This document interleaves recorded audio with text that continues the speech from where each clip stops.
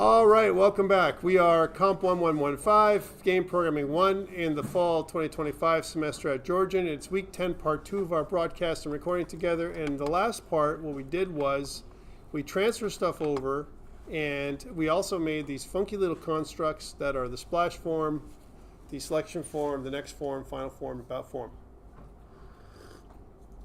I want to work on one form at a time, starting with splash form. Let's do that. So, splash form. If I go here, I've given you some instrucciones, right? Let's go over here. Here are the instrucciones, all right? The instructions. Here they are. So it starts off like this, right? But what we want to do is we want to change a few things. I want to take away the control box. The border style is none. Opacity is 70. This is on slide number 23, please. The size grip style is hide, and the start position is center screen. Okay, let's do that. So what that means is, and I'm just going to hide all these all together for now. I'm going to close all tabs. So we're going to start off, save everything, please. And I'm going to start off with the next, sorry, not the next form, the splash form. Here it is. And I want to do all those things. So again, a lot of this stuff, again, all this is in alphabetical order, and I'm going to start off with the control box. So what the control box does, remember when I turn this off, what does it do? If I turn off, if I say false, what does the control box do? It takes away the minify, maximize, and the X. It takes that away from the form. So you can't do any of that stuff at all. That's what the control box does. Next, border style is, form border style is none, right? So what that does is it makes it so that there is no border at all, right, in the form. Next, the opacity is 70%. Opacity is the opposite of transparency. If opacity is 100%, it means it's 100% opaque, you can't look through it.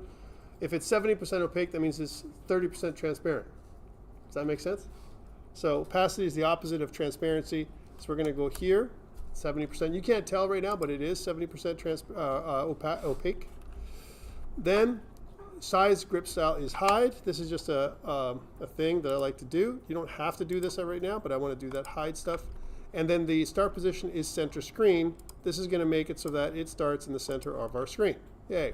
Okay, so that's the first part. Next, I want to make a label title, right? Here's a label title. I want to call it character generator like this. So again, I'm going to put a label in there. Here's a label, right? And it's going to say character generator. It's going to be called label title. Label title. There it is. And I want to change the font. So it's going to be Calibri. I'm just going to change it here. Calibri 30 points. There it is. I'm going to make the auto size false on it, like so. Expand it. Expand it so it can fit. And then I'm going to say something like character generator.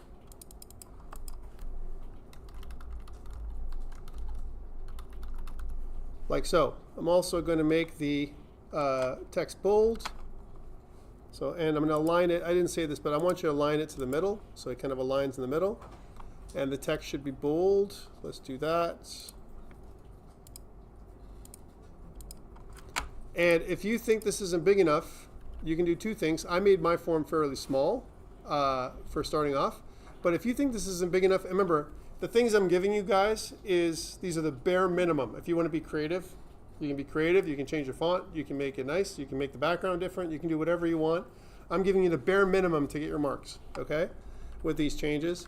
So what I want to do here is I want to change my character generator to make it even bigger. Maybe I'll make it, in this case, in this context, maybe 60 or maybe 50. No, it's probably 50 is going to be okay. There it is. And what I can do is, notice if I go right to the edge, there's a snap. Look at that. If I go right to the edge, there's a bit of a snap happening, right? And this, what it does is it gives a gutter between the edge of the form and everything else. And why this is really great is because it snaps to wherever you want to put it. I can put it kind of at the top. And I can expand this so that it kind of fits like this, right? Things that are missing from this form that you could add for nice aesthetics. images, some kind of logo that you can add in here on your own. It's not required for in-class exercise, but if you want to play around and experiment, add yourself some images in here, make it so that it's nice or whatever. But this is what the base form is going to look like right now. Okay. So now that I've added in this stuff, then the next thing is I want to add in something called the timer control, okay, or timer component. You can find this under components. If you go to the components category, there is a timer control, right? All you need to do here is drag and drop from the timer control onto the form like this. Watch, guys. Drag and drop the timer control onto the form. When you do, it'll appear in the gutter down here. All right? So I want you to click on this timer once, not twice, please, and change the name to Splash Timer. Splash Timer, okay? So the timer control is really interesting, and I want to talk about it on its own little page here. It's timer control. This can be used for a bunch of really cool effects. You want to do animation? Timer control is for you, right? Think about the timer as a tick that happens. It's ticking. It's a ticking clock, right? And what happens with the timer control is it has an interval. And this is the time between ticks. So if I give it a number, whatever that number is, for us it's going to be 2,000 milliseconds, which is equal to 2 seconds, right? Let's do that. So if I go here and change this interval here to 2,000, that means it's going to wait 2,000 milliseconds before it does something, right? We haven't done anything with it yet, but that's the first thing. We've named it Splash Timer, and we've said that the interval is 2,000. The other ones are enabled starts and stops the timer. There's also a specific start and stop function that you can use. And there's the tick event. The tick event, what it does is it waits for 2,000 milliseconds in our case, or however the interval is, however long the interval is, it waits, and then it activates its function. And it waits and activates its function, and it'll do that forever. It automatically does it until you stop the timer, okay? So it does it, it's on a loop forever and ever. So that means if you keep doing it, it'll keep doing something. So example, if I want to make animation happen, right? And let's say if I want the animation to happen at 60 frames per second, how many milliseconds should I set the timer at? You math people? Sorry? No, 16. If I want to make it every 16 milliseconds is roughly 60 frames per second. Every 60 milliseconds, I'm going to calculate how many of those I'm going to do, and I can have 60 of those in 1 second, because 16 times 60 is around 1,000. Right? Math, right? 16 milliseconds. Every 16 milliseconds, I'm going to do something. So if I want to show something every 16 milliseconds, all I'm doing is I'm refreshing the timer every 16 milliseconds. In reality, a lot of times what we do is we refresh the screen. The refresh rate is about 16 milliseconds, every 16 milliseconds for 60 hertz. 60 hertz. Hertz is cycles per second, right? And if we talk about 120 hertz, that means I need to refresh at 8 milliseconds. That's how fast it is, every 8 milliseconds, right? So that's 120 hertz, or 120 seconds per second. So you can use this for animation if you really want to. You can use it for really cool effects. If you want to move things around on the screen, you can do that. And then when it's done, stop the timer, right? You can do all that kind of stuff really cool. I don't want to do any of those fancy things. All I want to do is I want to wait 2 seconds. That's what I'm going to use it for, a delay. And then open up our selection form, okay? But for now, what I want to do is I want to double click on the splash timer tick event. So double click on the splash timer. It's going to generate the splash timer tick event, right? And in the splash timer tick event, what I want to do, here's my summary for this. I kind of have this little code here code piece for you. Here's my summary for this, which is really the event is triggered when the splash timer ticks. It stops the timer, hides the splash form, and shows the selection form. So what I want to do is I want to activate, I want to go to splash timer, here's splash timer, dot stop. Notice I also put the word this in there, in the form, this. I can also do this dot splash timer dot stop. This means it's related to this form, Okay, so this form's splash timer.stop is what I'm saying. Splash timer is the component that I'm accessing. Stop is the method. And if I hover over the method here, it tells you that stops the timer. So when this thing is called, as soon as I call the splash timer one time, right, it stops the timer, it turns it off. So it's only going to activate once. That's what this means. Okay. Next, the other part is I want to hide the form. So this.hide, what it does is it hides the form. I don't need the word this. Notice how this is grayed out. I wanted to put it in there to show you. I don't need it. I can just do this. And this is perfectly fine, okay? And the other thing I want to do is program.forms, and this is the big one. Here we go. I want to kind of copy paste this one and talk about it with you, right? Program.forms int, and it's called start. If I'm not wrong, I called it start, like this. Okay, program.forms, it should be in the PowerPoint, it's wrong. It should be start, because I called it start form, right? And to prove this, the reason why I know it's start is because inside my program.cs, right, I have splash, start, next, final, and about. That's what I have, right? I don't have, that's form type, I don't have a selection. I have splash, start. So I'm referring to my selection form as the start form. That's what I'm doing, okay? But back to this. So what I'm saying is, hey, program forms. Program refers to the program class, this starting class that we're starting off with. Go to the forms list. This is the forms list. Hey, program, go to the forms list. And then it tells me, I want you to get the form type start, which means this, form type start, convert it into an integer, 1, right? And I want to get the first form, which is selection form, and I want to show that form. Here's another way of doing this. Program forms 1. Right? I could have done this. I could have said, in my splashform.cs, I could have said this. I could have said splash form 1, right? I could have done that. Okay, but this is not descriptive, right? I don't know what this form is. Program forms 1, right? I could have also done, here are some options. Here, I'm going to copy paste these. So I'll show you all the options I could have done, just to show you. These are all options. This is all the same thing. Watch. So I could have done this. Okay. So I could have done this. I can also have done this.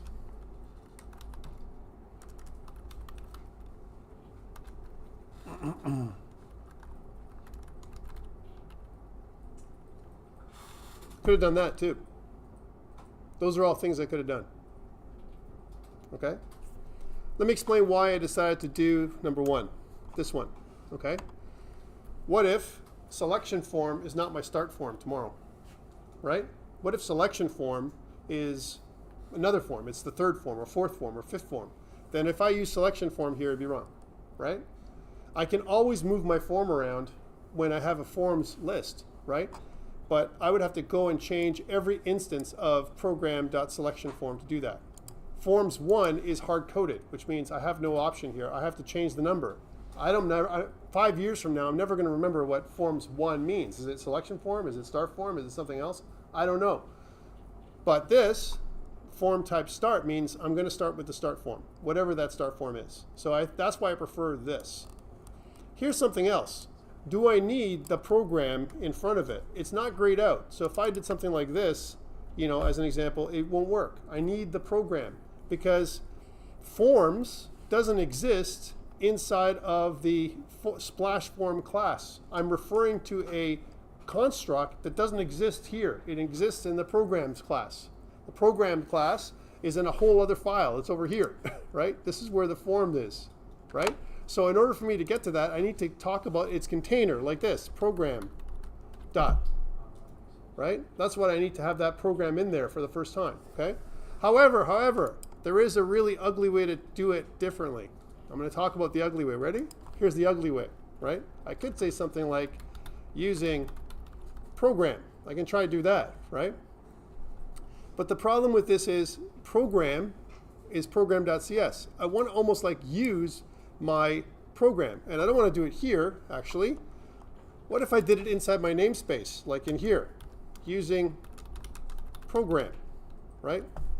And if I did that, program by itself, it says a using namespace directive can only be applied to namespaces. Program is a type, but not a namespace. Okay, program, ICE9, right? Program, can I do that? Or how about if I said using ICE9, I could do that. I want to be able to not have my program come up at all, right? Kind of thing. No program is here, right? So how can I do that when I want to use it? So the using statement is interesting.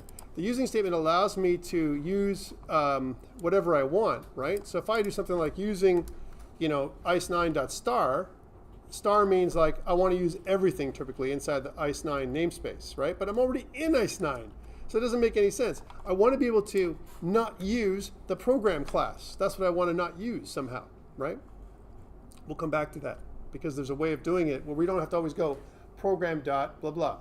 This to that, da da. I don't want to do that every single time, but not today. Okay, so program is the container, the class that is starting off your entire application, and that's where forms exists. Program forms exists here, and I have to access it through the program name, right? In fact, if you look here, it says ice9.program. It just says that right there. That's the fully qualified name, with what that is, right? Let's continue and move on. All right, so now that I've got this, I have a way of starting my form. And before we continue, I want to go all the way down to where we have that next piece, and let's see if we need to do another commit, right? So, blah, we're down here, and there we're here. No. All right. Added the form. Oh, maybe I didn't do a form for, I didn't do one for this one. I will do one anyway. I think it's a good place to put it because we've modified the form, and I think it's a great place to, because splash form is our first form that we're going to get to, and I think it's a great place to put it up on GitHub. So we'll do that now. So compile and save, and we'll go view, and we'll put in the terminal git add dot git commit -m, and we'll say configured splash form. That's what we did. I'll push it this time. All right, so now that we've got splash form, the last page on the splash form section says, I want to be able to do this, right? So instead of me starting, look, starting from selection form, I want to start from splash form now. Let's see if we can do that. So back to program.cs. I want to go here and move this out. I don't have to instantiate anything. That's the old way of doing it. I already instantiated everything up here. I just have to reference it. So for me, all I have to do is just say splash form, like this, splash form, if I spell it properly, splash form, all right? Okay, let me explain why I don't have to do new splash form, because I've already done it. It's right here. I've already done this. I'm saving it inside of a variable called splash form. This is a reference type. I can pass in this reference to the run. Run requires a form, a main form, that's what it needs. It begins running a standard application message loop on the current thread and makes the specified form visible. That's what application run does, okay? So I want to start off with splash form. Let's test this and see what happens. Watch. Ready? It should work now. Ready? Here we go. 1, 2, and it should go to the next thing. But hey, it didn't. Why didn't it? Because we didn't enable it, the splash form. Let's enable the splash form. Ready? That's how it should look. Notice how it's transparent or semi-transparent or 70% opaque. Same thing. Splash form. Let's go back to the designer. The one thing I missed is here where it says enabled. It's not enabled. Let's enable it to true. If we set enable to true, that means it will trigger for the first time, right? Enable to true. Let's try that again. Ready? And we should count to 2. Here we go. 1, 2, and then we're into selection form. That's how it should work, okay? Selection form is now going to work exactly like it did before, except there's one problem, and we're going to address this problem now. If I use the X button now, the application will still keep running. Watch. It's still running. Why? Because, and I'm going to talk about this in a bit, splash form is now the main active form in my entire application. It's the progenitor of all the other forms. It's like the starting point, if you will, right? So the X by default will only close the starting form, right? But the starting form has been hidden, and we can't close it because we've taken away the control box. So there's no way to close our other forms right now. We're going to make that happen, though. Okay? All right, so now that we've tested that part, let's keep going. Are you with me? Did you get this working? Why? You should get it going. I'm trying. Splash form not recognized for some reason. Yes.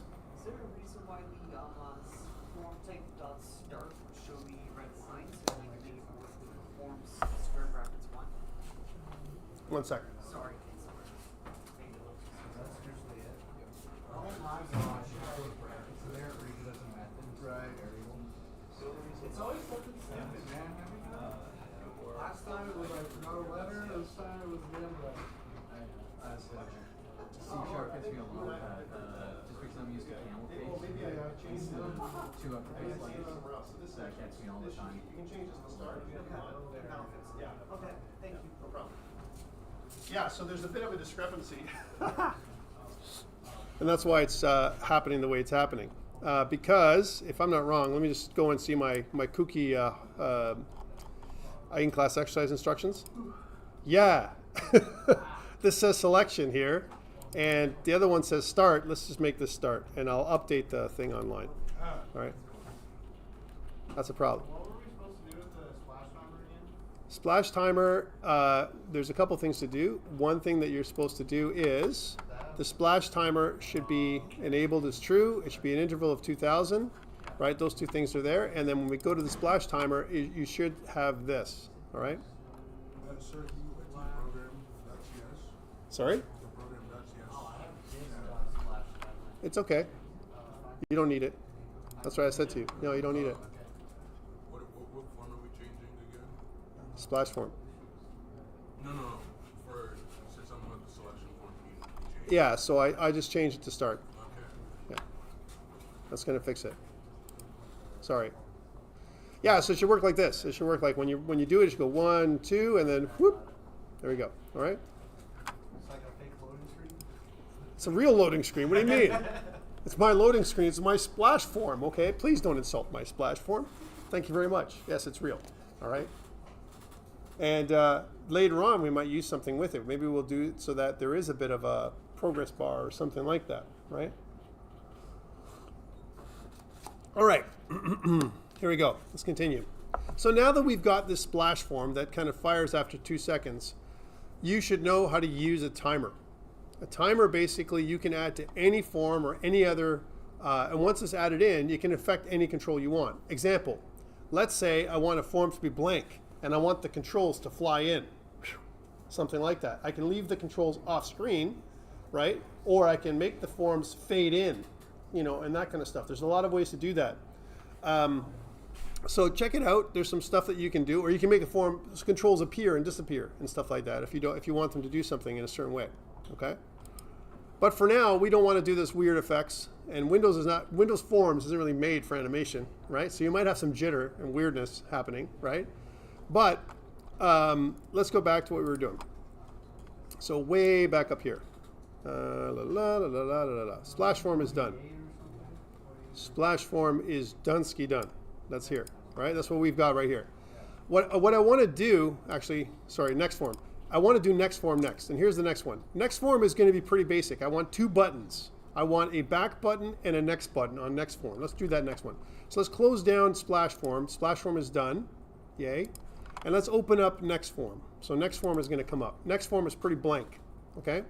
So I want 2 buttons here. So I want a button. Here we go. Let's make the first button, and we'll call this, that's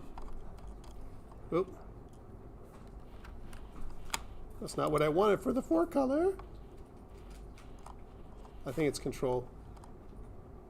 I think it's window. How about we just pull another one in? What I meant was, here we go. This is faster. If I do button, I'm going to call this button back, and it'll be the back button. And on the left, on down in here, I want to kind of call this back like this. I want to make this 170 by 70 in size. You can make it your size, whatever size you like. That's pretty darn big, 170 by 70, right? Maybe that's too big for me. I don't like it. I have to resize it. It's just because my resolution and this resolution is different at home and here. So Calibri, and we'll make it, I think it's 12 is what I made it, 12 point. So I'll make it so it's like, it looks proper for this thing. So it doesn't have to be 170 and 70, maybe something that's this big. And maybe something that's maybe a little bit like this. And maybe I'll increase my size of my font to 16, just so that it looks a little bit better. There we go. Okay, so as long as your button looks something like this, we're good. Back button, okay? And I want to duplicate this, so Control C, Control V will actually duplicate the button in time. Here it is. And now I want this one to be the next button. I want to put it on the other side of the page here. And I want to rename this one, this new button, it's going to be called Button Next. And it should say Next here. And what did I say in the instructions? Yeah, 170 and 70 is for my little screen. Sorry, my big screen. I have a high resolution screen. This screen right here is low resolution, so 170 and 70 makes it huge, right? One thing that we want to make the form is we want to make it fixed single, and the maximized box is false. Let's do that for the form itself. Here's the form. So fixed single is the form border style. Fixed single. And the maximized box on the form itself is now false, so it doesn't work. And if I ever come to this form now, what it'll do is it won't allow me to resize my form. That's what it won't allow me to do. Okay? I have two buttons, the back button and the next button. That's all I have here. All right? I want to program both buttons. So I want to double click on the back button, and I want to double click on the next button. All right? To kind of make those two events happen. All right? Here's the back button, next button. By the way, notice that we're not manually creating anything. Before, last week and the week before, I manually created everything. The click controls weren't working. You know why? Because we renamed the damn form. When we rename forms, bad things happen. It doesn't work properly or whatever. Windows, I told you, forms, the whole forms application's on stilts, and then the stilts broke. Okay? Here, we didn't do that. We didn't do renaming. We made new forms, and that's perfect. Then we're going to have the whole double click thing, and it works. Double clicking, I've been hearing, is an issue for you by accident, right? If you double click, you know how to take them away. If I double click on something, you can always go to the little lightning bolt and then go to that event and erase it. And when you do and press enter, it will erase, your event. Okay, so you won't have extra events in here for no reason. All right, so here's the button back click and the button next click. I've given you some instruction on how to do this. Here is the back button, and here is oh my God, it's all mixed up here today. It's one of those. This should say start. Okay. Let me update this one. This should say start. I'm going to update the PowerPoint. I'm so sorry about this. Wow. That one says start, or does that say next? No, this should say start. All right. So there's start. All right. Yeah. So sorry, we delete those, I guess it's the shell that the code goes in, you just double click the button. Double click it. Yeah. I'm also going to take these comments here. All right. So again, you can generate the comments by doing // like this. Look, remember // for the comments. It'll automatically put it in. But I've already got these comments ready to go. That's these, right? So that's what I want to save for the comments, right? And I've also got the comments here as well. I want to keep these comments because the comments are important for me, right? So I can see what they do. So a couple things here. Look, we're doing the same thing. We're saying, hey, program, I want to go to the forms list, and I want to access the start form and I want to show that, but I want to hide this form, right? So again, I don't need the this. I can get rid of it if I want to, right? This, in this case, is redundant, okay? So we don't need to. It refers to the class itself, okay? So we can just do hide if you want to. I'm going to do hide because you don't need the this, so I'm taking it away. No, it's redundant because now C#, the newest version of C#, the way it works is if you're in with the class itself, it understands that unless there's multiple versions of hide that you want to access, that you're accessing the hide control that belongs to this form. All right, so that's what this does. Yes. So now that we have this, we've basically finished off the next form. Let's put that up on GitHub. So again, terminal, I'm going to say git add dot, git commit -m, we'll say configured next form. What I want to do now is, for next form, I want to modify I want to remove my submit button from my selection form, and I want to add a next button in there, okay? So let's go back to my selection form for a second. Okay, I'm going to go back to my next form in one second, but first selection form. Here's my selection form. Here it is, okay? In my selection form, I can't just remove this button, right? Because if I remove this button, bad things will happen. It's connected to events right now, right? So let's just rename it. So we're going to say, come up here and we'll rename this button to button underscore next. We'll call it the same thing, the next button. And we'll take away the forest green and we'll make it so that the background color is the default, I believe the default control color, right, which is window, if I'm not wrong. And I'll make the foreground color, we'll change it to black again.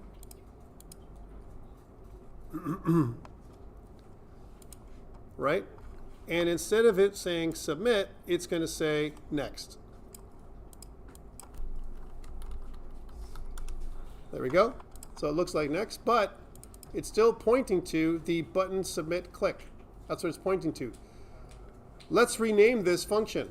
Okay? Let's rename this function so it says the right thing, right? So it's not button submit click. It's not the submit button. We've renamed the button to button next. We should rename this thing too. So we're going to right click here and we're going to go down to where it says rename, F2, right?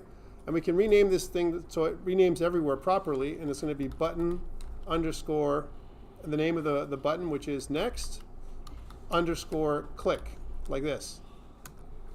And when we do that, it updates this button. We don't want to application exit, so let's remove that functionality from the selection form now. We want to use this button next click, and what we want to do is I want to be able to do this now, okay? By the way, notice that the commands are in different order. It doesn't matter. That's why I put them in different order. In this case, I'm hiding something and I'm starting something else. Here's something to note, and I want to ask this question for you guys. If I hide something, is it still there?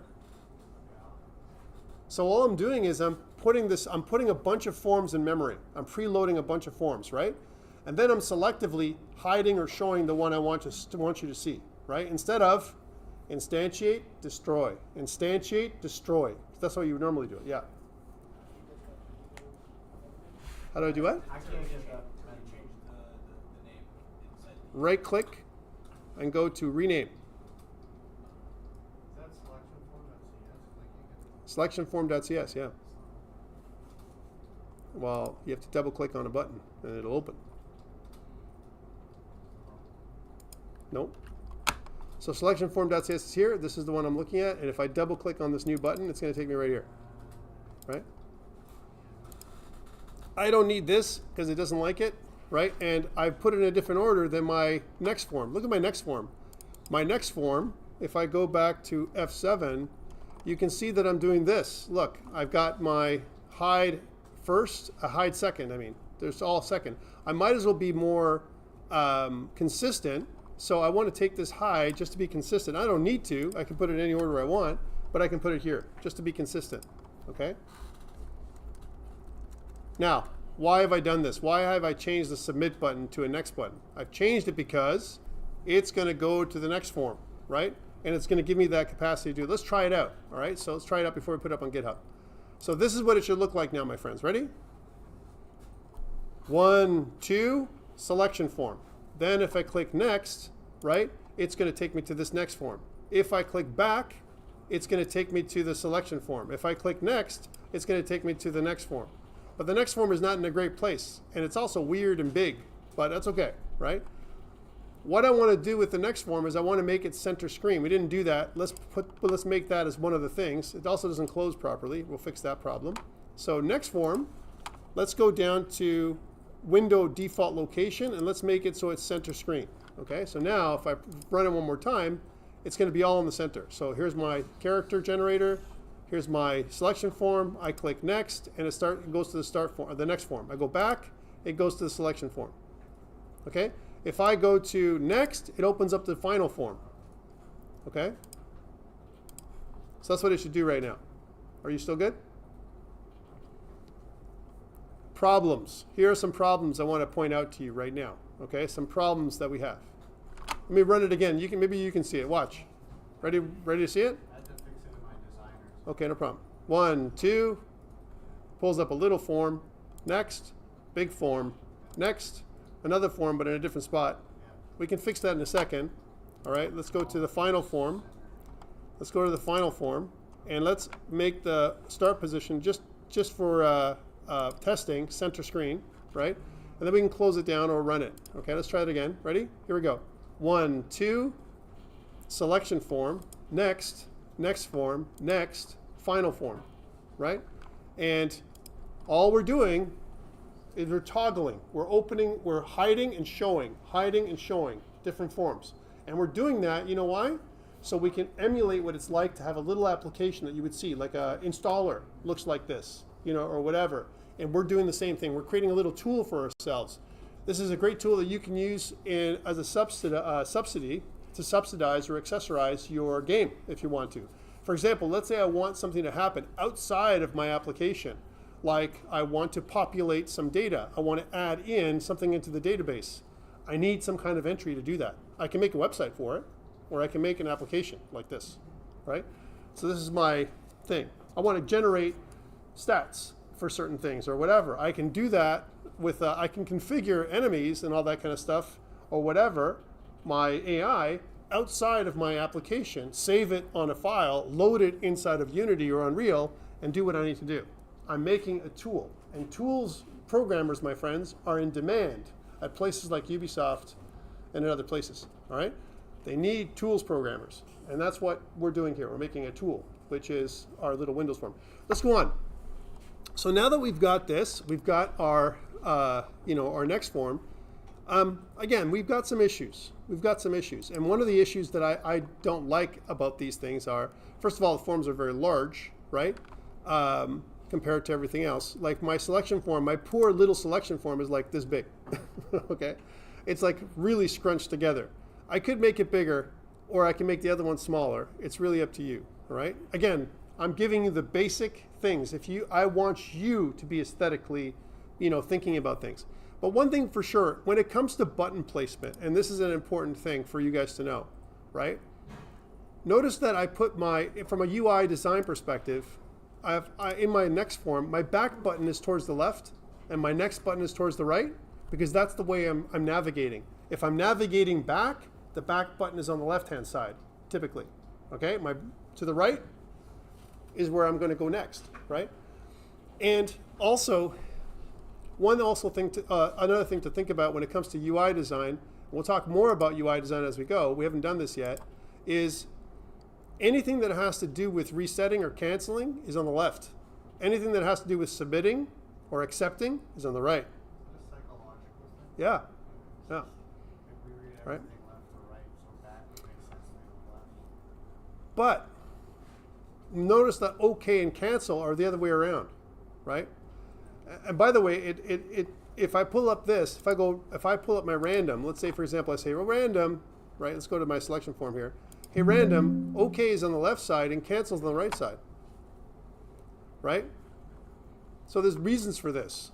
Design. Your button, your mouse is going to hover closer to the OK, the positive button first. And then you have to work to get to your cancel button. You have to kind of stretch over to your cancel button. It's a psychological thing, right? I'm just saying, right? So always the green button is towards the left-hand side in this case, and the red button is away from you, right?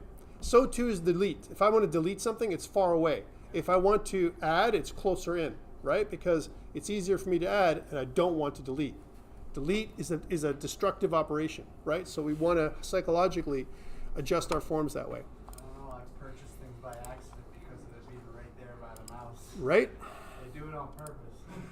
All right, so now that we've added in our next form, let's put that up on, we've put it up and we've configured it so it works with selection forms. So we're going to say view, terminal, and we're going to say git add dot, git commit -m, and we'll say configured selection form to navigate to next form.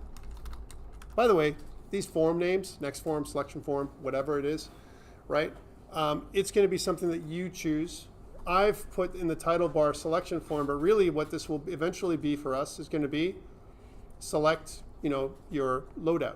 Loadout selection is really what we're doing here, right? Where there were, and this is like your loadout in terms of your ability scores, right? The loadout selection for a character might have two stages. The first stage is ability scores, and the second stage we've already done, my friends, which is skill allocation, right?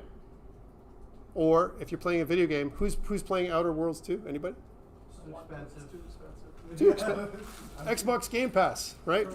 Well, That'd be even more. Xbox Game Pass Ultimate. They increased the prices on that. I know, right? I'm dumb and I'm paying for it. So Outer Worlds, in my opinion, has got a great interface, and it's a really good game. I wouldn't say it's the answer to Bethesda's Starfield or anything like that, but it definitely competes with what they've done. Starfield was meh, right, compared to what we've seen in the past, right? Let's continue. Here's the thing. Here's the problem I have. Here, I'm going to put my hand up and say I got a problem. I can continue to the next form and the final form, and I can have no data at all that I've generated. That's bad. I want to disable my button, my next button, and I want to enable it only when I have data. Okay? So that's something that I want to do. Okay, so let's do this. Okay, so the reason why I want to do this, right, is it's going to be added to the combo box career selection index changed event. So this is when I select a career, this part. When I select a career, that means I've selected something, right? And if I've selected, yeah? I have an issue with the timer still. I haven't been able to fix it. I'm already trying to get help from someone. Okay, give me a second and I'll be right there, right? So I want to, if I'm here, I want to say that the form, the button, which is going to be the next button, so button.next.enabled is equal to true, okay? That's what I want it to do. That's inside the career combo box. And I also want to put this, it tells you right here on page number 33, I also want to put it in the button random click event. So button random, there's button reset. Actually, I can jump there too. If I go to, these are all the ones right here, button random, here's button random, right? I can put it in here as well, inside the if statement. So I can kind of do the same thing. I can say a button next dot enabled is equal to true here. And if I reset, let's go to the reset button for a second. If I reset, I want to disable it. I want to say button next enabled is equal to false if I reset. And by default, I want to make my button, let's go back to that button form, right? So if I go back to my selection form, designer, my next button should be grayed out. And the way I can do that is if I click on the next button and I go to enabled and I set it as false. So let me explain how this all works together. Ready? Watch. And then I'll come out and help people out. Ready? If I press play, 1, 2, goes to my selection form. My next button is now grayed out. Notice that? But if I choose a career like Army, my next button is now enabled. I can go to the next form, right? If I go back, as an example, and I reset, are you sure? Then it grays out my next button again because I have nothing there, right? And if I click random, it enables my next button again because I got data and I can move on, okay? So this is a way of transferring data from one form to the other and confirming that you have some kind of data before you move on, okay? Yes? How did we make it Disabled? when it popped up? 2 ways. You can do it here. So if you click onto it, and if you go to enabled on the properties, you can enable and set it to false. That's one way of doing it. The other way to do it is programmatically. Remember, anything you can do here in the properties, there's a programmatic way to do it with code, right? And the way you would do this with code, right, is inside of the constructor function, which is up here, right, in selection form. I can just disable it here. I can say something like, after it's been initialized, that means the object has been added to the form. This is what this initialized component does. I can go down here and I can say something like, button next enabled is equal to false, and it will on load it will just disable it. So I can programmatically do it, or I can do it through the properties in the designer. Yeah. It really depends on how you want things to operate, right? That's the answer. So if you use the designer, it's okay. If that's what, remember, because programmers and artists, designers for a form, for a Windows application can work together. So sometimes you can give the programmer something to do, right? They're going to do things programmatically, and the designer, maybe working with you, will do things, from using the properties, right? Because it's easier for them to do. It's technical, but it's not programming, okay? Can you show how to do it again? In the design view, if you go to design view, click on next, and on the right there's an enabled, and you just set it to false. Okay, I'm just going to go help out, and I'll be right back.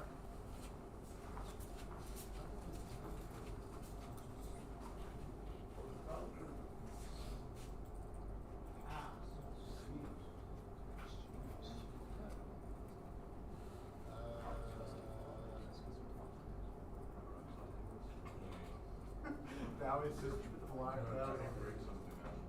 Mine's blocked out no matter what I do. I probably forgot to put something. I think I forgot. Here.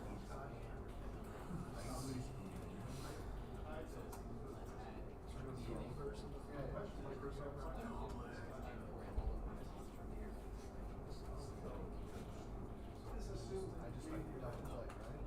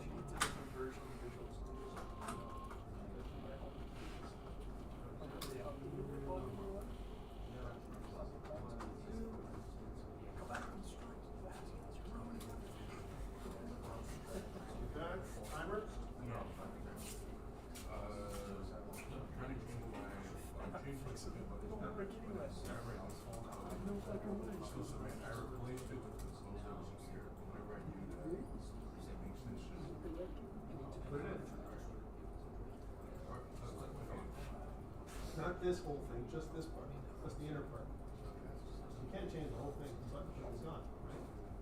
So go back. I'm still back. That should Just put that in there. if I hit random. Yeah. All right. Almost back, guys. Almost back. Fast forward if you're watching the movie. Right, the video. Yes.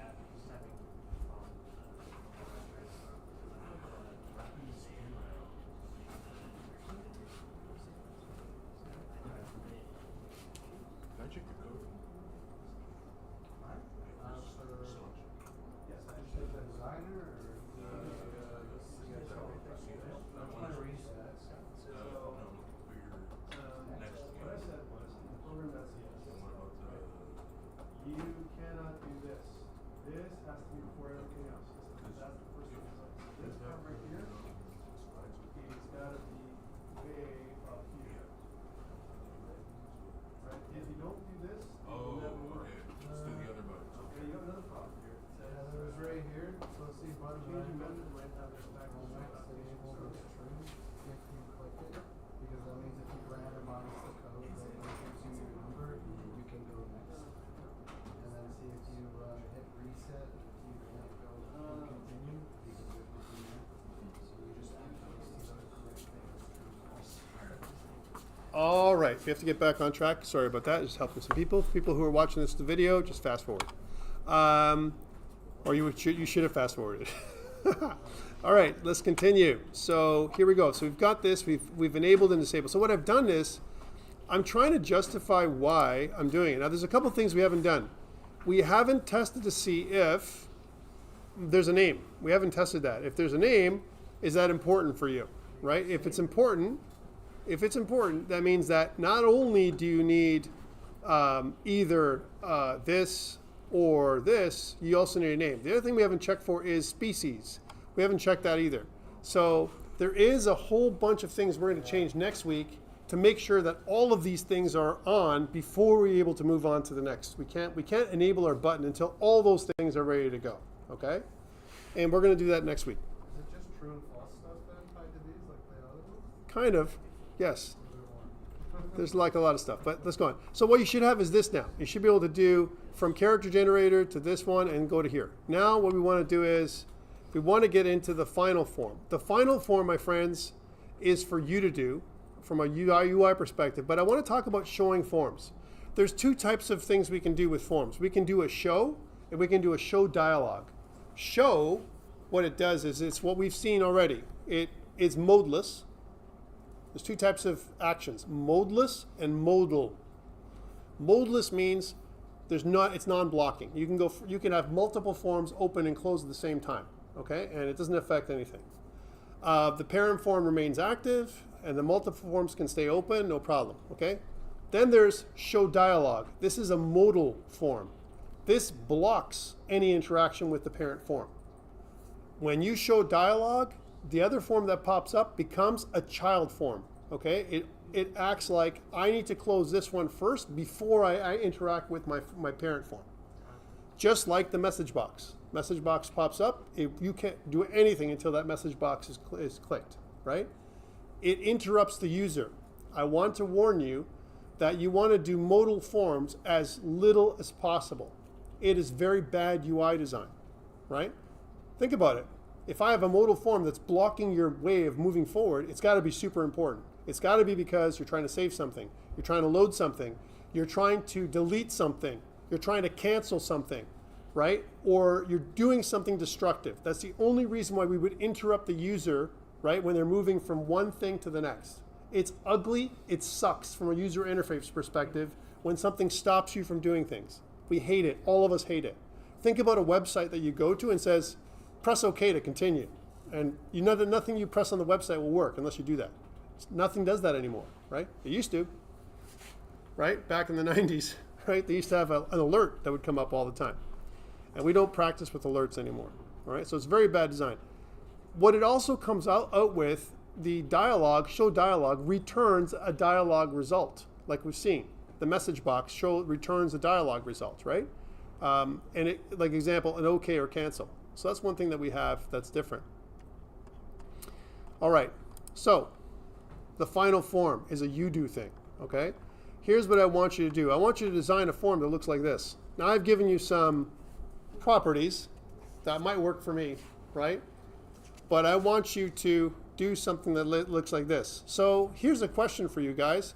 How should you proceed if I was going to make this thing? Any kind of thoughts to make this quick? This is supposed to call on the data that's been saved. Hasn't been saved yet. We haven't saved any data. So, but it will. I'm gonna show you how to do this next, right? But how would you make this? How would you make this thing?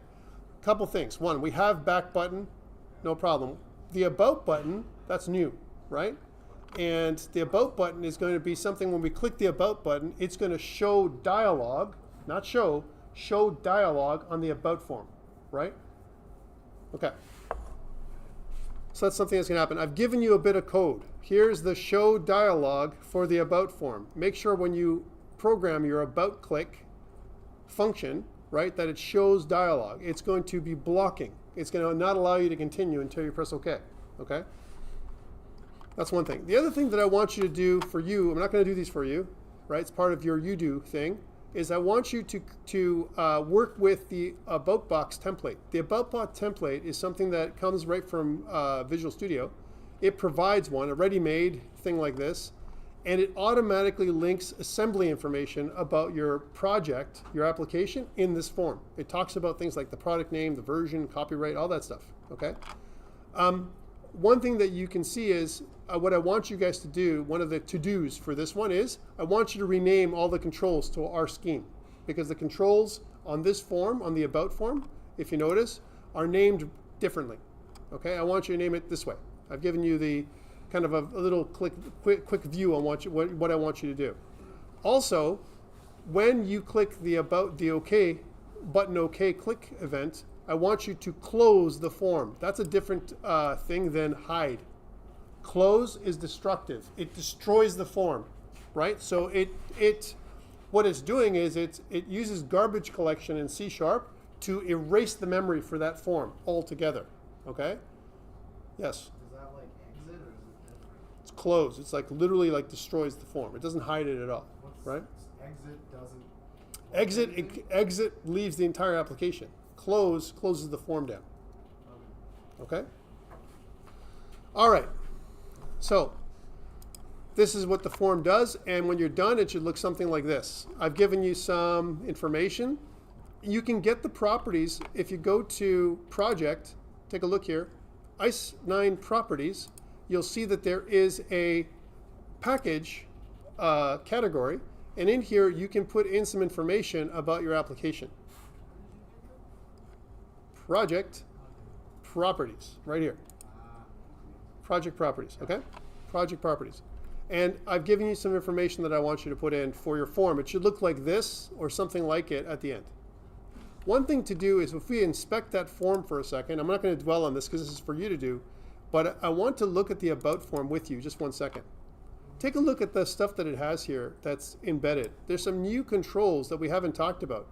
One of them is a table layout control. We're going to come back to the table layout panel later on. But what a table layout panel does is it uses a series of columns and rows to create other containers, kind of old school actually, right? And what you put inside those cells is data. So you can lay out a form differently using a table versus how we've been doing it right now, which is we've loosely put things around. We haven't really done any kind of measuring or anything like that. We just put them in whatever places you feel like right now. But if you were given direction on putting something in a certain spot, using a table layout panel is not a bad idea. Okay. Just to note, if you look at the little arrow here for table layout panel, right, you can actually edit the rows and columns, and it'll show you what this all does and how it's laid out. So from a columns perspective, it's laid out 33% and 67%. So that means like this first column is 33% of the total width of the form, right? And column 2 is 67% of the total width of the form. If I switch to rows, you can see that I have 6 rows, and the first few are 40%, Then you have this big description row that is 50%, and the last row is 10%. So that's how a table layout panel works. It works in rows and columns. And instead of percentages, you can work with points. You can work with other things as well, okay? So I don't want you to monkey with this forms. I don't want you to change the form layout. If you do, it's okay. If you want to do it, it's okay. But typically, the about form is a standard form we see in applications. Okay. Yes, you can change this picture. This is like the default logo for your application. Of course it is. It's a terrible picture, right? So you can change this up if you want to. And if you wanted to change this up, by the way, if you notice that there is a, you can choose an image. Right now, the image is a source that comes with this form. You can actually click on a project resource file and import it, any project resource file. It'll actually save it in your project properly, and then you can access it anytime you want, okay? So that's the way to do it. All right, but enough of that. That's on you to do. This is our you to do thing. Back to me to do, right? Passing data between forms. Oh no, hell no. We got lots to do still. We're still on number 47. We have 90 slides to go, buddy. I'm joking. A lot of the slides in the back are all instruction slides for in-class exercise 9. Passing data between forms. Okay, so we have some choices for passing data between forms, right? This is a crucial step. In a future lesson, we may decide to dispense with this method that we're using right now, okay? Right now, what we're doing is we need to figure out a way of how do I pass data between forms? Because each form is its own class, if you think about it, right? So, and you guys don't know anything about classes and structs, not really. I mean, you kind of understand because you've been using classes in Unity, right? You have no choice to do that. But you really weren't taught necessarily a formal teaching about what classes are. You're going to get that formal teaching at the end of this semester, like the last lesson, like lesson 13, right? And you'll get it all next semester. Next semester, it's going to be all about object-oriented programming with classes and all that kind of stuff, all right? So we need something else that so that way your mind is not full of stuff that you're not going to learn yet, right? Because I don't want to teach you object-oriented programming now. There's just too much to learn with that. It needs a whole semester of its own, okay? So instead, we're going to use something called the settings file, okay? Settings is like user settings. Settings files, by the way, exist in all mobile applications. They're actually called user preferences. And it exists in iOS and Android. It also exists on Unity and Unreal. All those things exist, right? They're called user preferences. Here, it's called settings. And if I go back to the settings file here for a second, we need to add it in as another thing. Let's do it. So back to Visual Studio. I'm going to close down everything. I'm going to save all. I'm going to close down all of these forms again, close all tabs. And what I want to do here is I want to go to the project. I'm going to click on Add New Item. And this time I'm going to scroll down until I see the settings file. Okay, settings file. Here it is right here, settings. Please rename it so that it says settings.settings, like this. Settings, no settings 1. Settings.settings, like this. Are you with me? Settings.settings. And then click Add when you're ready. By the way, I detail all of this. Here on slide number 49, okay, if you missed it. Settings.settings, slide number 49. What this gives us, what the heck is a settings file before you look at it? Let me explain what this is. It's built-in configuration storage. If I want to configure things like color, or if I want to configure things like resolution on a program or whatever, a lot of times we use a little settings file to do this instead of full-blown input-output, I/O, right, which is a lot to do. With input-output, you got to think about things like stream readers and stream writers, which we're going to talk about next week, actually, and all this kind of stuff. So here, what we want to do is we want to use it for passing data between forms. That's what we want to do. And I want to talk about what this does. You're going to get a form that looks like this. The first thing, the first field where it says name is the variable name we're going to create. The second field is the type, int, string, bool, form, bullet, whatever you have in that you've defined, you can put in there, right? Scope we're always going to use user here. Okay, we can also use application, but user is okay to use. And then some kind of starting value, like a default value that we're going to put in here. Okay, that's what this thing is. So here's what I want you to put in. Things that we've seen before, right? So let's do this thing. Please look at slide number 52 for assistance. Slide number 52 on your blackboard. So I'm going to do this now by myself. Here we go. So I'm going to say AGL string user, right? STR string user, it is. VGR string user. PER, and so on. Okay? The other things that I want to add in are character name, because we want to save the character name too. And I also want to set up the career, and I also want to set up the species. We never did anything with the species. So those are all the things that I want. Okay? So those are all the ones I want. Can you save, like, if you're doing like a, let's say for one of your forms and you have like a color, like colors and stuff, is there a way to save it so when you hide to another one it automatically applies it? Yeah. So I don't have to change all the colors again? Yes, you can save stuff, right? So if you want to pass in, but that's a color, that's a style you're talking Yeah, about. like, can you import that? So Yes, you can. Yeah, that's a whole other topic, right? There's all kinds of things to do. Yeah. So again, I'm going to save these. I'm going to save this stuff. I've added stuff in, and you're looking at it going like, okay, Tom, so what? Guys, all I've done here, if you think about it, is I've added in all the things I need to do to save to go from one form to the other, right? Because I can store it here temporarily. Think about this as a database, right? A kind of database, not really, right? It's just a place to store some simple configuration. Because our character only has a few pieces of data, this is okay for now, right? And this is great prototyping because eventually we're going to actually file, save, and load. That's what we're going to do by the end of semester. We're going to do all that. Actually, I think it's next week, right? So where we have that kind of stuff happening. So this is the first part. Next, once I have this now, inside of my, my selection form, let's go there, and I want to put in these two variables in here, okay? Two variables. All right. But by the way, before I do that, before I put the variables in, I'm going to check to see. I bet you this is part of my stuff I have to add in, and it is. You have to add in once I added the settings form and I did all this, I'm going to say all this.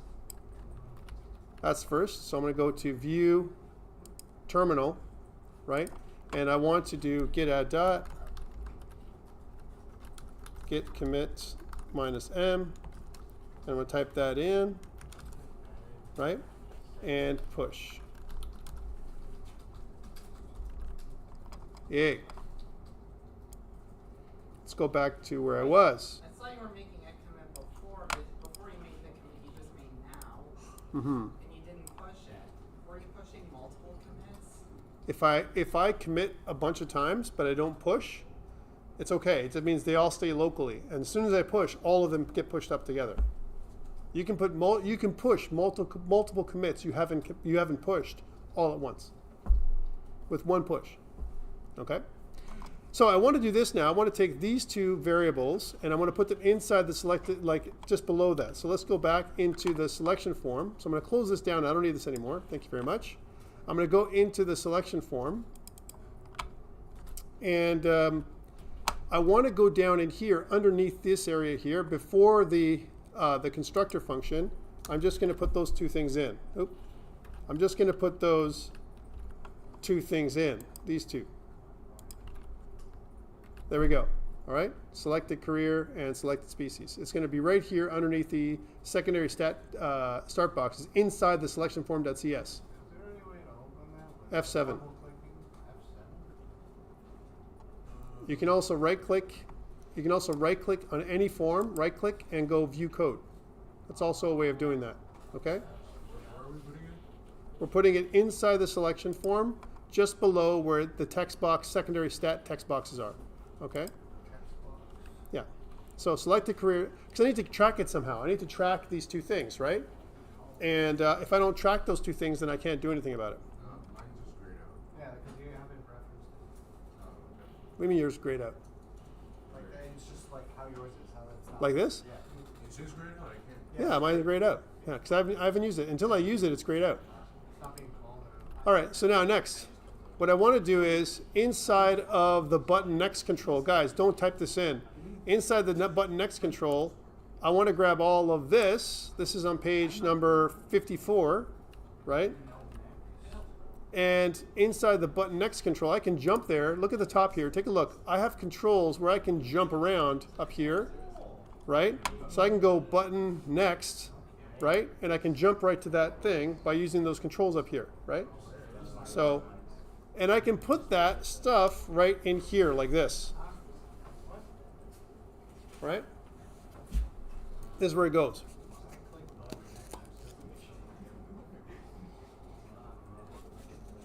Wait, am I? Oh. That one.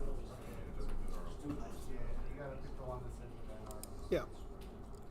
Let me talk about this a second before we continue. I'm saying this. Watch me for a second, guys. I need you to pay attention because you're going to miss this, and you're going to have to watch the video. It's going to waste your time. Please give me 1 second. Look, settings. Hey, settings. Remember that settings file? Hey, settings. I want you to look at the default, kind of storage area, and I want you to look at agility, the AGL thing we made. Look at how it appears here. Anything we put inside the settings file, anything we put here appears and is accessible here, okay, which is kind of cool. Very easy to do, right? Then I can say, take the text that we have inside of the text box and assign it to our settings. That's what I'm doing. I'm saving anything I have in the text boxes to the settings. I'm also taking the selected career, which right now is, I believe, human by default. We said that. Remember those two grayed out things we had in here? Human, that's the default career, the default species, I mean. And I'm also taking whatever the selected career is and I'm putting it in there, all right?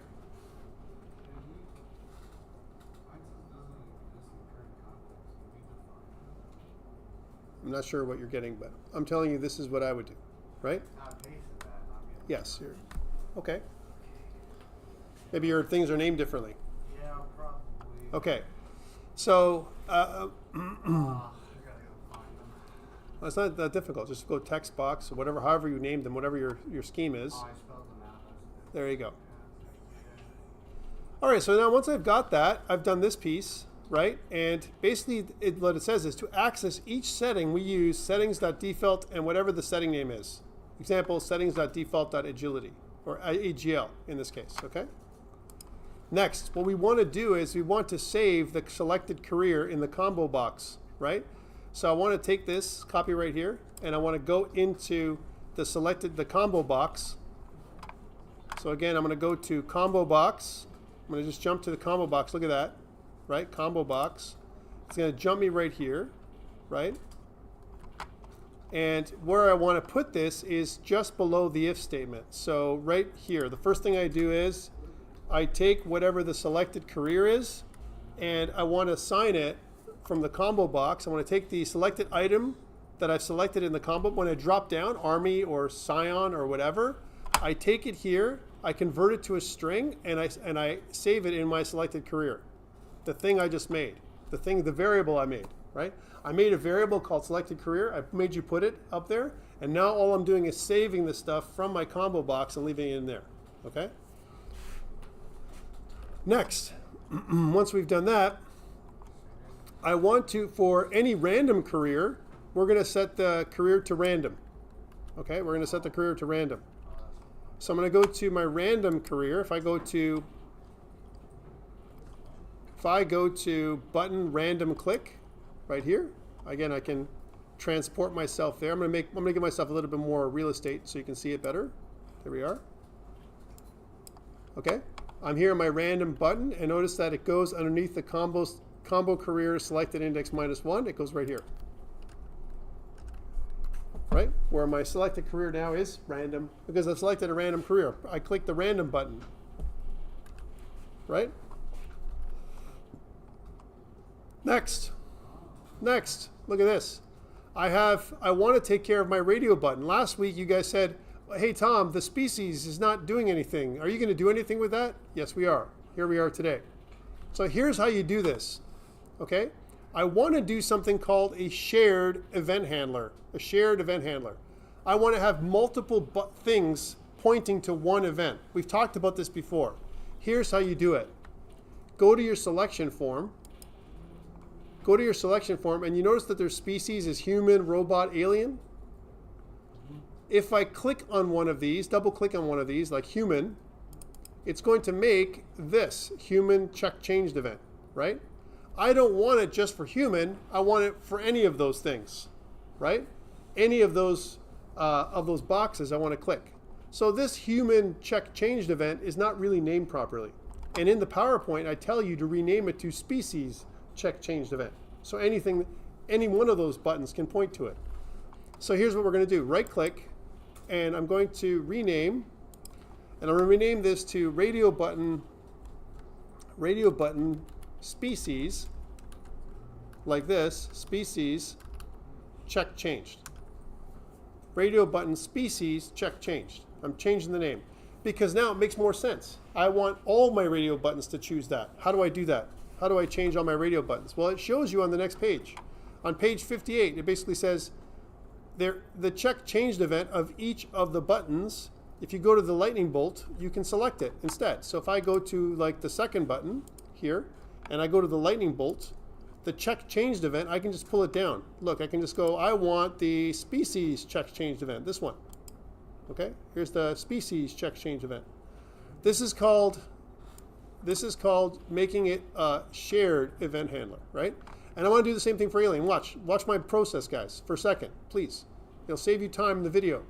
You click on the radio button, then you go to the lightning bolt, and then you go to check changed, and you just pull it down. You pull down and select the object as opposed to double clicking. You don't want to make 3 different events. That's dumb, right? You want to make it so there's only one event that does all of them. Okay? So if I go back to this now, we have radio button species check changed, but it's being used by all 3 buttons. Here's what I want to do. Each button, right, going back to the design, doesn't it have a text element? Human, robot, alien? It already has a text element. I don't want to say this. I want to save myself programming. Here's not what I want to do. I never want to do an if statement if I don't have to. All right? I don't want to go, well, if it's human, then make my species human. And if it's robot, make my species robot. That is a waste of time, guys. Right? There's a better way to do it. Because we already have that information, we can do it like this. Right? We can say that we know that the sender that we're getting it refers to the button that's been clicked. We want to convert it. I'm going to copy this page. This is in page 60, right? I want to convert it. Here we go on page 60. I want to convert my sender to a radio button. And here's how you do that. We can use the as keyword. I'm zooming in here so you can see this. Take a look here, guys. As, right? So I'm saying my sender, which is an object, I'm converting it to a radio button. I'm casting this sender as a radio button and I'm saving it here. I'm using the var keyword. Remember, var means I want to implicitly type. I don't know what I'm getting, but instead of me saying that this is a radio button, I can also do this, radio button. Instead of me having to do this, I can just use var, right? And var will implicitly type whatever that radio button is, okay? So var radio button as, or sender is as radio button saves a reference of the sender object that I'm passing into the form, into the event, and I'm casting it as a radio button. Okay, that's the first part. Now that we have this, we know that this radio button is the thing I've checked. I don't know which one it is. I don't care, right? I want to read the text value of that radio button, and I want to save it as selected species. So why? I never have to do if. Whatever I've clicked on, take the text value and put it into my selected species. And this saves me that if it's this, then do that. If it's that, then do this. I don't have to do those things. It's a waste of time. Are you with me? Do you not, anyone not understand what I'm doing this? Yes. I couldn't add the radio button check change part. You double click on the radio button, doesn't work? No. You have to do it manually. Something's messed up on your form. I know how to edit for the specific button. Same thing. I think I missed how we like renamed it. Right click and then go to rename. Oh, just that. Yeah. And one thing is I also want to take this summary, right? Because I like this summary. And I want to go here and put it there for you guys so you can see this. All right. So the event handler updates the selected species variable with the radio button is checked. That's what it does. And one thing to note is I might have a GitHub commit or a Git commit to do. Let's take a look. So first I did this, and then I did all this, and I said adjust the combo box career select change and the button random click as shown, and I need to do this. Added variables and modified methods to support passing data between forms. That's definitely a commit that I have to do right now.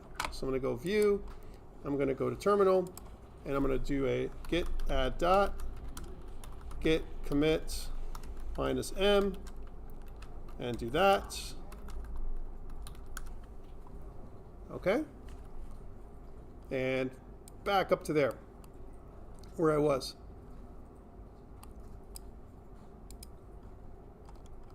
Back up to, wasn't there, I was actually here, page 60.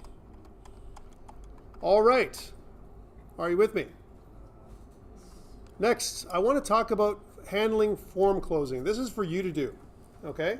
I want to talk about it, but I want you to do it. And I'm going to give you some time now to complete your in-class exercise, because now it's all you, all right, at this point. And let me talk about it first so to help you out. One, the X button at the top of each form, it triggers the closing of the form. That's what it does, right? Our main form, like I said before, is the splash form, right? It's the thing that starts and then hides, right? What I want you guys to do is I want to deal with, it triggers what it does, the form closing event. The form closing event is a form-based event. Okay, let me show you this. So if I go to any form, and if I click on it once, please, okay, just select it, or you can select it here on the outliner. On the right, you can see that there is a form closing event. This one, okay? Don't do it yet, but this is what you're going to have to modify. The form closing event triggers every time we click the X at the top of the form, okay? That's what it does. We want to handle this, okay? Because if we don't and it's unhandled, it won't close, all right? So that's what we're doing here, the form closing event. So the form closing event, again, it triggers before the form is destroyed. Before I click X, because X actually destroys the form. That's what it does, right? It lets you cancel the close. It stops you from closing the form altogether. That's what the form closing event does. It interrupts it. It's an interrupt, if you will, okay? And what you can do is you can, kind of configure the form closing event on your own for each of the forms. And I've given you some code. Here's the code that I want you to use. You've seen this before, application exit. And notice that the form closing event also has a different argument. It doesn't have event args. It has a special form of them called form closing event args. It comes with other things because remember, form closing, you can cancel it, right? So you can use the e.cancel that's built into the form closing event args to stop it from closing. And I showed you this here. On page 66, I show you this. This is the code you need for your form closing event, okay? This is what it would look like for the selection form closing when you configure it. You're going to ask a question to the user. Remember this, I told you, you don't want to use modal forms unless it's absolutely necessary. This is one where it's absolutely necessary because if I have data in my form and you close it off, the form you've lost your data, right? So you should ask your user, are you sure you want to close? Because if you're closed, the data is gone, right? We can also ask that question if we haven't saved, right? We haven't saved our form. We can ask that question. Are you sure the stuff hasn't been saved? And we can have something called a flag. I'm using a pattern that I'm talking about. One day you're going to learn about design patterns. There are 23 design patterns that you have to learn one day, right? Right now, you're in the baby steps of learning how to do the foundations of programming. But one day, when we're together again, in a year or so, right, we're going to talk about design patterns. And the design patterns, one of them is called dirty flag. And what that works like is this. I have a Boolean, and I set it up to say, if I change something on the form, I set that flag as dirty. Dirty flag is true. And then, if I save properly, the dirty flag becomes false, right? If I try to X out of something when the dirty flag is true, I give you a warning that says, are you sure? Right? Otherwise, if you've already saved and if you exit out, I'm okay with that because you've saved your data. All right? We're going to be talking about this next week when we start doing that kind of stuff. Okay? But the form closing event, it requires this. I've already added this in for you, this public variable, program.cs. It's already there. Is exiting, right? Is false. And like I said, it will work as our flag to check the application is already exiting. All right? And I've given you this code. This is the code that I want you to use for your form closing event. So if you actually explore this on your own, it'll talk about it. But wait, why make only one form closing event and duplicate our code? What if we made a function and I put this function in the application, the program, right? And then use that function every single time. Instead, I can reuse my code and then it looks like this. So that's how it'll look at the end, confirm exit. And our confirm exit function, which you're going to write, is going to be inside of the inside of your program. That is for you to do. Okay. Another thing for you to do is I want you to pass data to your final form. Okay. So I want you to think about this. Your form might look like this at the beginning, but later, after you pass data, and I've given you a task to do, by the way, it should look like this. I want to fill out whatever. If I fill this out like this, then your final form should look like this. Okay? Does that make sense? Go ahead. Do your in-class exercise 9. It's your time. From now until the end of class, you have time to do it. It may take you longer. This thing is due tonight at midnight. I will publish the video early. All right? So you'll have the video later on if you need to use this for tonight. Okay, guys? Go ahead. I'll stop the video now.